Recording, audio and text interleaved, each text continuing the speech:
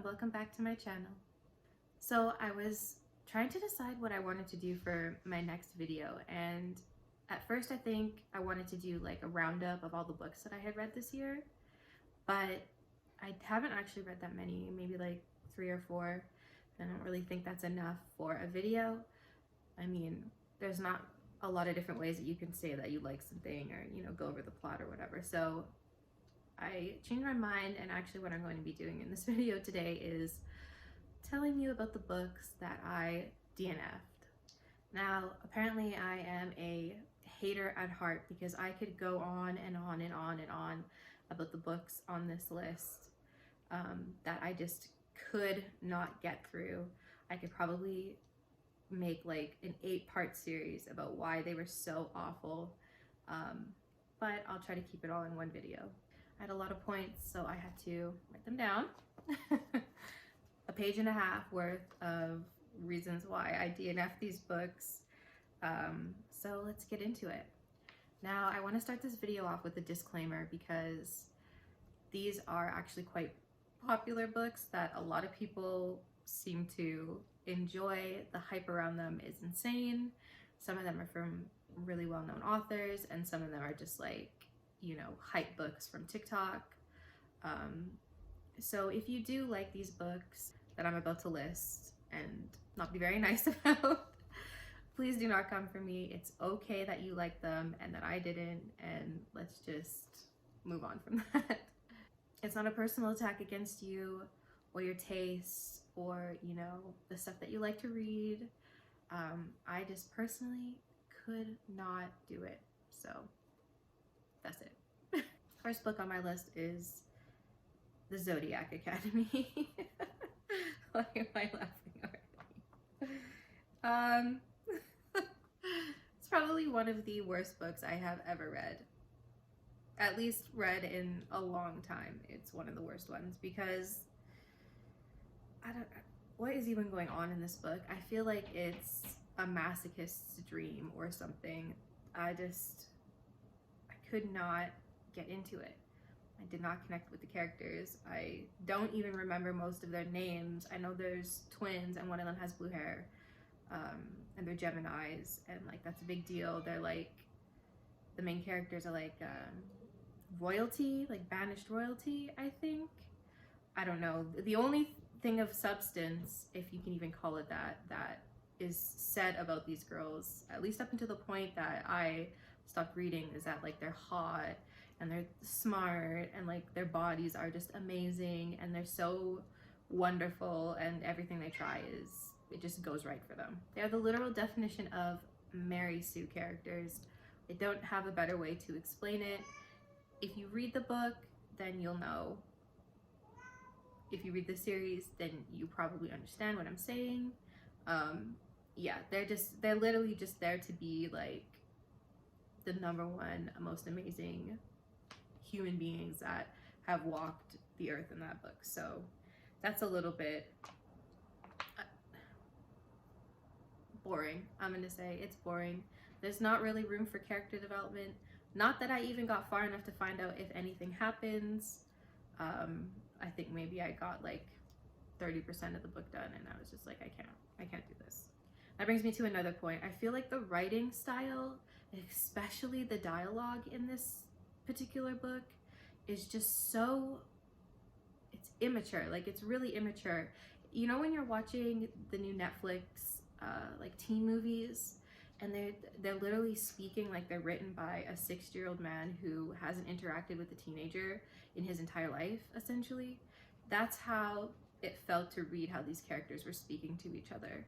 It's a whole lot of, yeah, bro, she's so hot, let's beat the shit out of each other, let's bully everybody, they're not cool. It's just like, no, kids don't talk like that. Like, I understand that they're not essentially teenagers, they're supposed to be like college age, but college age people do not speak like that. It's just, I had to suspend reality a little bit too much to read the conversations that these characters were having, and it just felt very cheap and very immature. So that's another thing that I didn't like about this book that made me not want to finish it. And lastly, the love interests, if you can even call them that, they are awful. There's no redeemable qualities to these love interests. If that's even what they are, I don't know. I didn't get far enough. I didn't want to know. I feel like they're setting up the teacher to be with one of the twins, and he is awful. The rest of, there's like a 4-pack of, you know, like these jock, super popular rich boy types, which I'm not gonna knock that as a character type or a trope, but there's nothing of substance. They are just mean, and they're not even mean in like a clever way. They're literally just awful, and it's not intriguing, it's not arousing, it's not attractive, it's just boring. Like, it's so boring. They all have the same personality.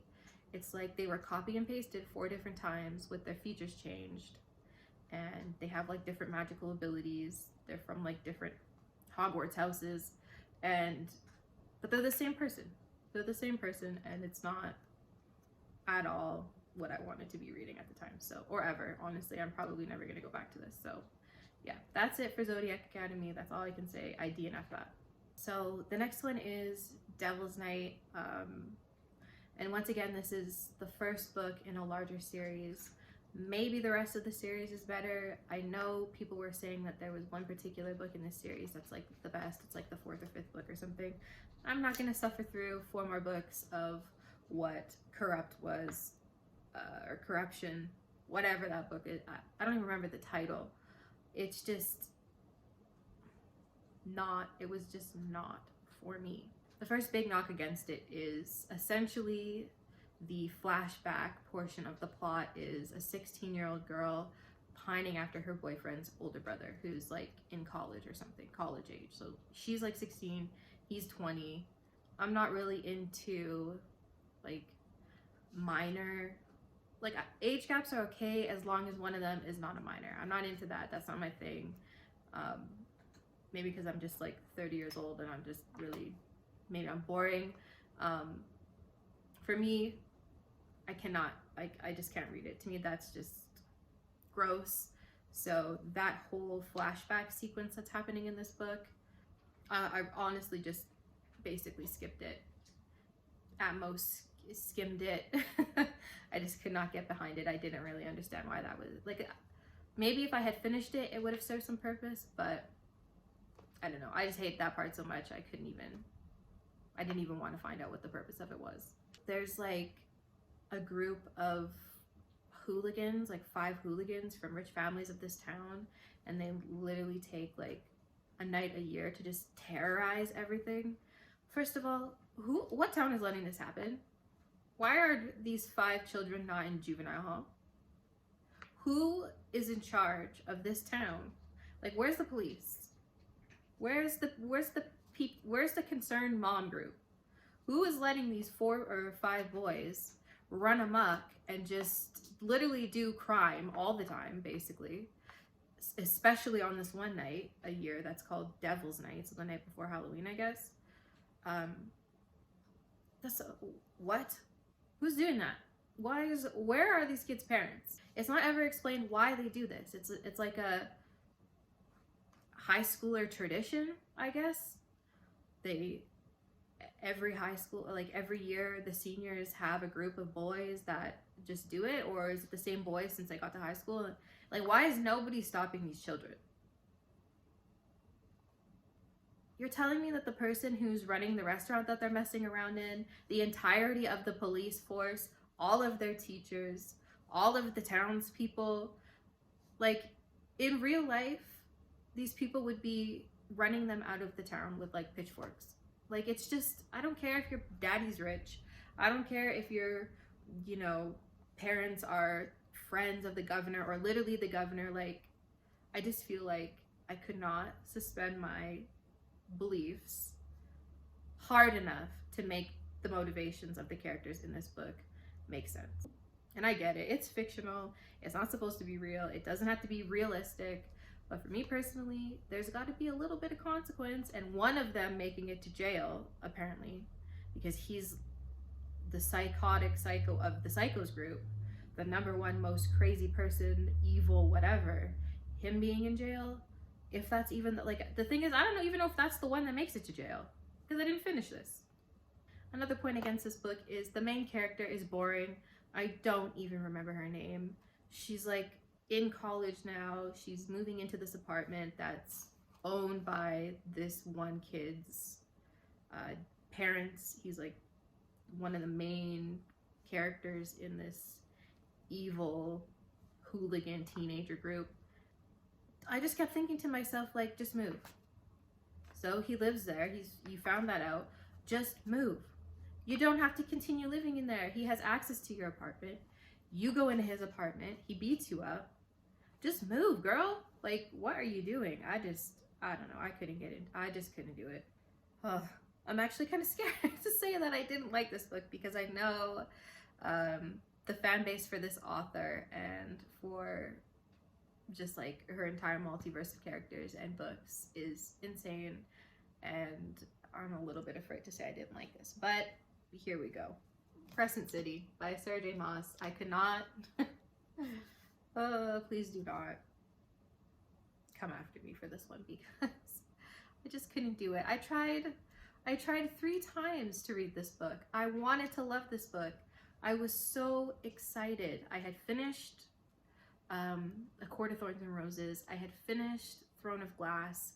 I had finished, you know, all of the fan fiction and, you know, seen all the art, and like I loved her other 2 series.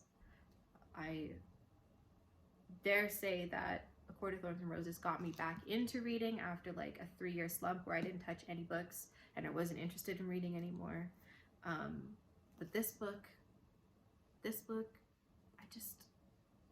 not do it. I can't do it. So first and foremost, and I know this point is a really common reason why people don't like this book. I see it a lot in reviews of this book, and for me, it rings true, and that would be the world building. Now, I have no problem sitting through and reading or watching a good, solid, chunky, meaty world building dump. You get it in Lord of the Rings, you get it in Dune. So these are all books that I have read and enjoyed, by the way. I can do it. I can handle a world building dump. I just cannot handle the world building dump in this book.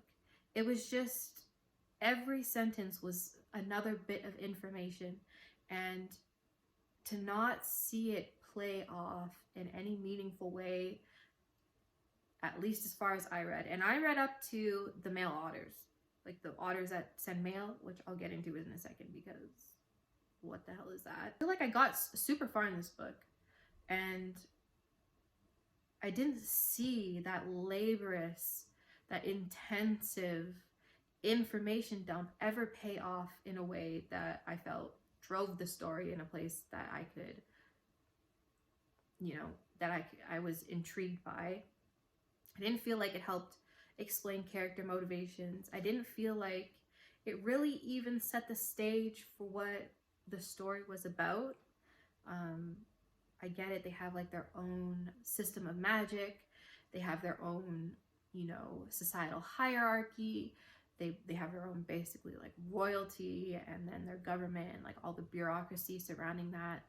I don't know, I just felt like it was just kind of put in your lap, and it was your job as the reader to pull the bits of information out that mattered, and I couldn't find where it mattered. Another thing that made me not like this book very much, it made it a chore to read, was I did not like the characters. I don't really care about Bryce as a main character. I don't think Danica is a good friend. I really feel like there were things that she could have filled Bryce in on, and she just did not, and then dies. The wolf pack and, you know, the system of governance around that, and like the family dynamic there, I didn't care about it. Like, I just was reading it and going through it, and, you know, Bryce is upset because the text messages she was sending to one of the dudes she was talking to the night that they die, got leaked, and you know, she had to deal with the public scrutiny. And I was just reading this and I'm like, oh no, consequences. Oh well. I didn't feel bad for her. I didn't like her friends. Like I said, Danica's a horrible friend. The other two you barely even hear from, but they kind of seem awful. Where the hell did they go? I don't know. I didn't finish this book. I don't want to. Hunt really seems like, you hear all this about the Umbra Mortis, and you know, he's this amazing warrior, and he's super good at interrogating people, and he's got the power of lightning, and you know, he's just built up. And in my mind, I'm thinking like, oh, this is like another Rhysand. This is another Rowan.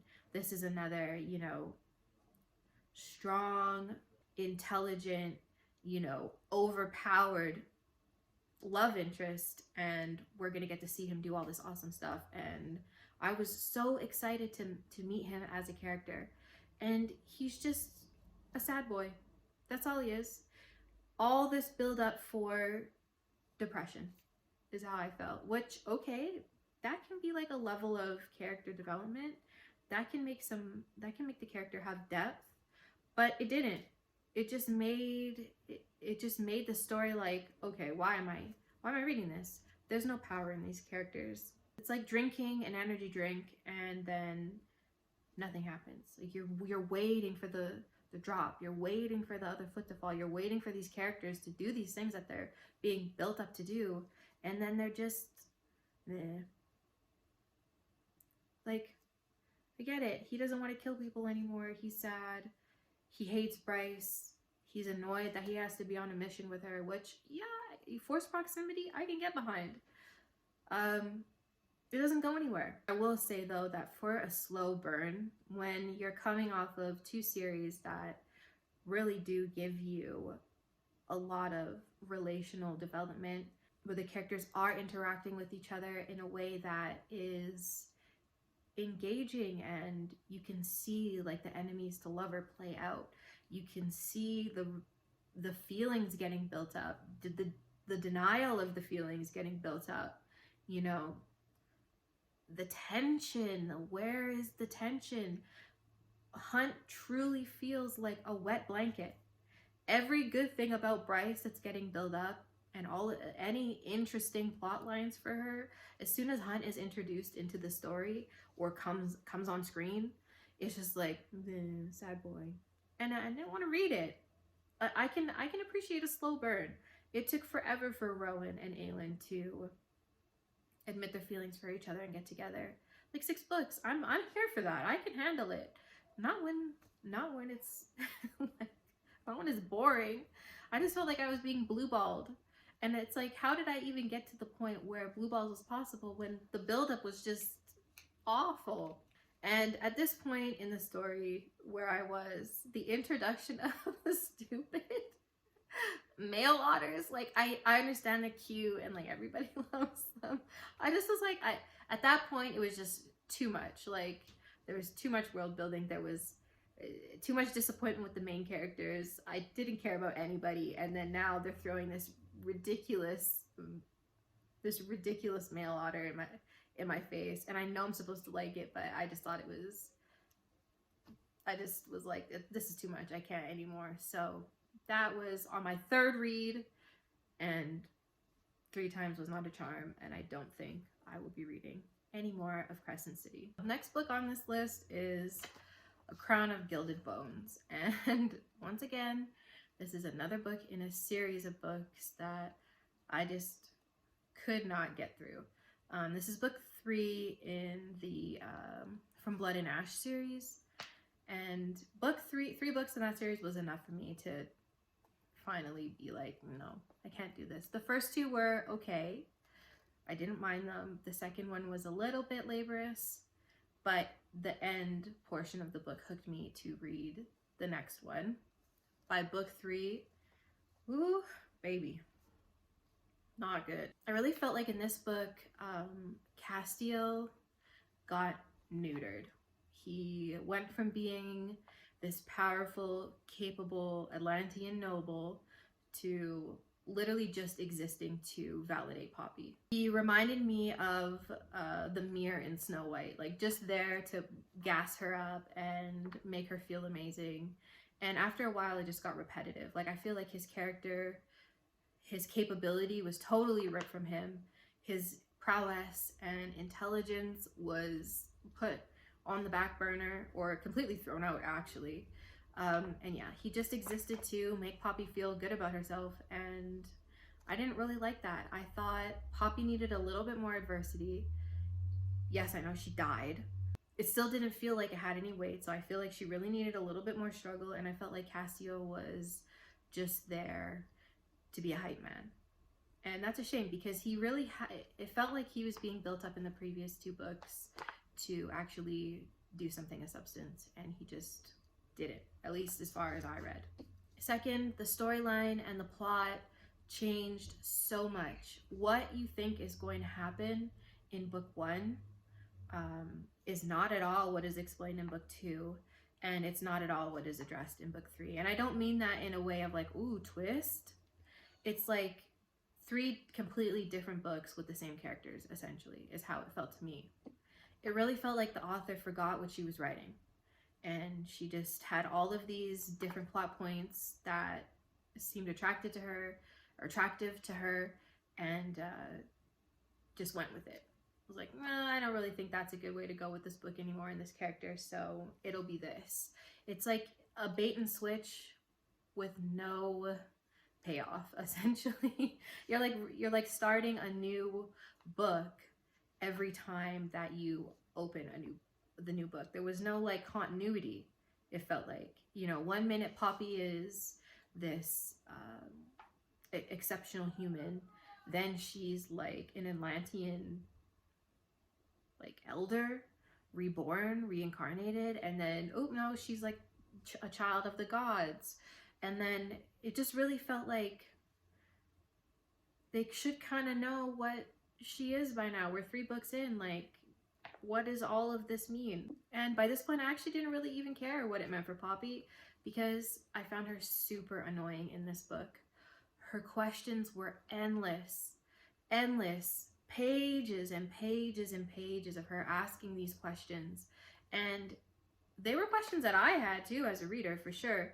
But the answers that she was getting, whether it was from Kieran or somebody else, they weren't like relevant. It was just like, yeah, ask that question, girl. What does that mean? And then they would just be like, oh, well, you know, Atlantis. And it's just like, what? Like, what? So we don't get to know. And then too, like, I felt like her inquisitiveness was just a way to like prolong the action, or like the plot moving forward. It just really felt like in the end it was like a road block on a road that I didn't want to be driving on anymore, that had forked like 40 times over already, and I just wanted to pull into a gas station and take a nap. I was genuinely confused at parts. And I mean, maybe I could chalk it up to not having very good reading comprehension, but I feel like as a reader, like, you're 3 books into a series. You already kind of know the characters. You already should kind of understand the plot. I was so confused half the time. I didn't even really know what was going on. So when, you know, a big action sequence happened and, like I said, Poppy dies, I'm just kind of sitting there like, okay, she died? Oh, well, she's brought back to life? Like, why? What was the point of that? To tell us that she was something else completely? Like, to build her character in a way that totally disregarded the previous character building that was going on? Like, I don't know. Maybe if I had stuck it out to the end and continued on with this series now, because I know there's a couple more books released, it would all make sense. I just don't have it in me to even try. In the end, the only character that I actually had a little bit of care for was Kieran. I feel like he was kind of like her ride or die in a way that Castiel, was just kind of like there, like, ooh, go Poppy, I want to lick your blood and kiss your face and do all this nasty stuff to you, but I don't actually really ever do anything.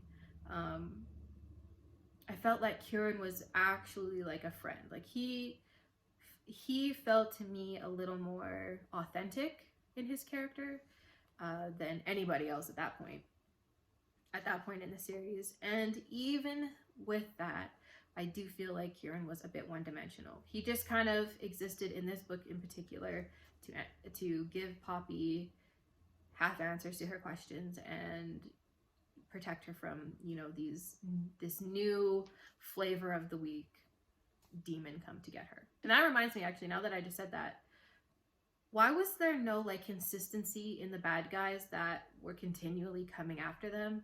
First it was the zombies, then it was the royals, then it was the Atlanteans, then it was these demon creatures, then it was these gods, then it was the wolf pack. Like I said before, it just seemed like 3 different stories at that point. Every book was a different story with a different, and there was no explanation as to where they were coming from, what they were, and what they were trying to do. Lastly, for this book, the editing. What the heck? What the hell was that? Literally pages that looked like they were copy and pasted. And I mean word for word. I don't mean like explaining the same thing in a different way over and over again. I mean literally like copy and pasted conversations and explanations for stuff.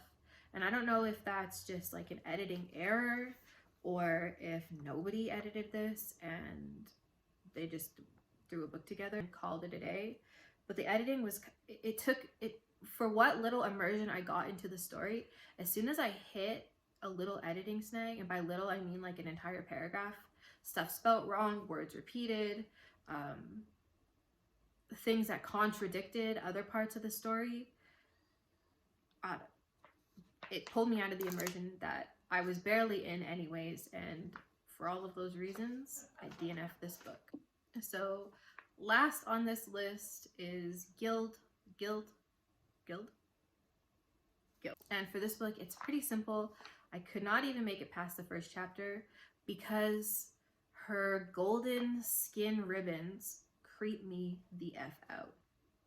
Like it made my skin crawl reading that she had these beautiful golden skin ribbons flapping around. I just had the character from Splice in my head where she had like a tail, and I don't know. It creeped me out. It was just too much for me to handle, and I shut the book then and there, and I never went back. So yeah, those are the books that I have DNF'd recently. I know it's probably a little controversial because they're very popular. People love them, people hate them. So if you agree with any of the reasons why I DNF those books, if you also DNF those books, or if you love those books and you think I'm being unfair, or if there's books that I haven't mentioned that you've DNF'd and you want to talk about, feel free to sound off in the comments because I'd love to hear from you.